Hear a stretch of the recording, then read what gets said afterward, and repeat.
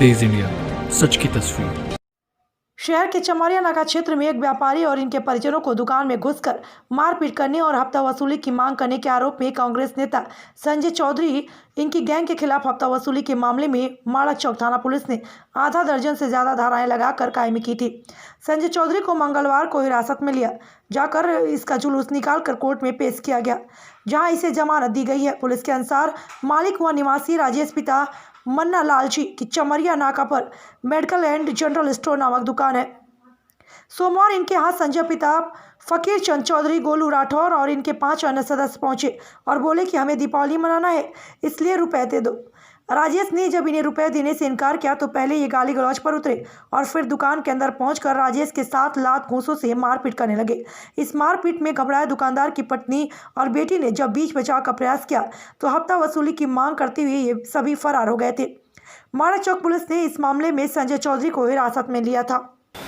कल एक व्यापारी ने रिपोर्ट दर्ज कराई थी थाना माड़क चौक में कि उसकी दुकान पे 6-7 लोग आए, उसके साथ मारपीट की और पैसे की मांग की। इस बात को लेकर पुलिस ने धारा 327 बलवा और अन्य धाराओं में मामला पंजीबद्ध किया है। इसमें जो मुख्य आरोपी है उसको पुलिस ने राउंड अप कर लिया है और अन्य लोग भी उनकी तलाश कर रही पुलिस। जो भी तथ्य आएगा वैसी कार्रवाई की जाएगी। तेज इंडिया, सच की तस्वीर। गहरी नींद में सो रहे एक व्यक्ति को बीती रात एक मानसिक विक्षिप्त ने जिंदा जलाने का प्रयास किया। सोता हुआ एक व्यक्ति भाग्यशाली था, उसे एक मानसिक विक्षिप्त ने वहां पहुंचकर नींद से जगा दिया और उसकी जान बच गई। ये पूरा वाकया सीसीटीवी में कैद हो गया। घटना बीती रात करीब 1:30 बजे की है। पोलो ग्राउंड के बाहर चाय की गुमटी पर चौकीदारी करने वाला मोहन पवार गहरी नींद में सो रहा था कि इसी इलाके में भटकते रहने वाला एक मानसिक विक्षिप्त वहां पहुंचा। उसने बड़े धीरे से सोते हुए मोहन के तकिए में आग लगा दी। कुछ ही क्षणों में आग भड़क उठी और लपटें उठने लगी, लेकिन गहरी नींद में सोए मोहन की नींद नहीं खुली। वह भाग्यशाली रहा कि उसी वक्त एक अन्य मानसिक विक्षिप्त ने वहां पहुंचकर उसे नींद से जगा दिया, जिससे उसकी नींद खुल गई और वह बच गया। देवदूत बनकर आया वह विक्षिप्त आमतौर पर उस चाय की दुकान पर आता रहता है, रात भर इधर उधर भटकता रहता है। उसे लोग माल पानी कहकर बुलाते हैं। यह पूरी घटना 2 अलग अलग सीसीटीवी कैमरों में रिकॉर्ड हो गई। बाद में जब पुलिस को इस घटना की जानकारी मिली तो पुलिस ने आग लगाने वाले को खोज निकाला, लेकिन वह मानसिक तौर पर विक्षिप्त निकला और इस वजह से कोई कार्रवाई नहीं की गई। तेज इंडिया, सच की तस्वीर। शायद ये अभी कुदरत का करिश्मा ही है कि संसार में आया नवजात भी विचित्र ही है, जिसके जीवन पर संसार में आते ही सवाल खड़े हैं।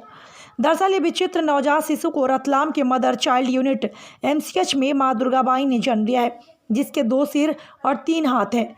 नवजात मेल है जिसके शरीर की सर्जरी करना जटिल के साथ जोखिम भी है।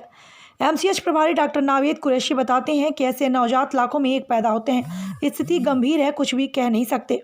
पिता गौजी जिले के शिवगढ़ के ग्राम पड़ियलिया घाट के निवासी हैं जो खेती करते हैं। उनका यह दूसरा शिशु है। पहला बच्चा सामान्य है। बच्चा 12:30 बजे हमारे यहाँ पर नीचे डिलीवरी हुई थी, उसके बाद यहाँ पर भर्ती किया गया।